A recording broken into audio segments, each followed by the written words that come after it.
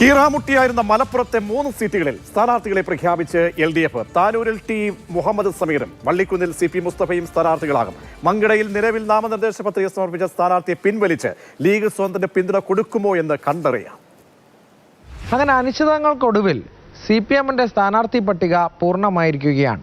V Abdurahman തിരൂരിലേക്ക് മാറിയതോടെ താനൂരിലെ സ്ഥാനാർത്ഥിയെ കണ്ടെത്തുകയായിരുന്നു CPM-ന് മുന്നിലുള്ള വെല്ലുവിളി. അങ്ങനെ പ്രവാസി വ്യവസായിയായ ടി മുഹമ്മദ് സമീറാണ് താനൂരിലേക്ക് LDF-നായി മത്സരിക്കാനെത്തുന്നത്. വള്ളിക്കുന്നിൽ CP മുസ്തഫയാണ് സ്ഥാനാർത്ഥി. നാഷണൽ ലീഗിന്റെ കൂടി പിന്തുണയോടെയാണ് ഒടുവിൽ LDF സ്ഥാനാർത്ഥിയെ പ്രഖ്യാപിച്ചത്. നേരത്തെ നാഷണൽ ലീഗിൽ നിന്ന് CPM സീറ്റ് ഏറ്റെടുത്തിരുന്നു. മങ്കടയിൽ ഇനിയും ട്വിസ്റ്റ് ബാക്കിയാണോ എന്നാണ് ചോദ്യം. അവിടെ കുന്നത്ത് മുഹമ്മദ് എന്ന ലീഗ് വിമതനെ CPM പിന്തുണയ്ക്കാനുള്ള സാധ്യത അവസാന മണിക്കൂറിലും എഴുതി തള്ളാനാകില്ല. എന്തായാലും MP അലവി LDF സ്ഥാനാർത്ഥിയായി പത്രിക സമർപ്പിച്ചിട്ടുമുണ്ട്. ആരുടെയും പിന്തുണ സ്വീകരിക്കാൻ തയ്യാറാണെന്ന് കുന്നത്ത് മുഹമ്മദും വ്യക്തമാക്കി കഴിഞ്ഞു. ഞാനിപ്പോൾ ആരുടെയും പിന്തുണ സ്വീകരിക്കും എന്ന് പറഞ്ഞിട്ടുണ്ട്.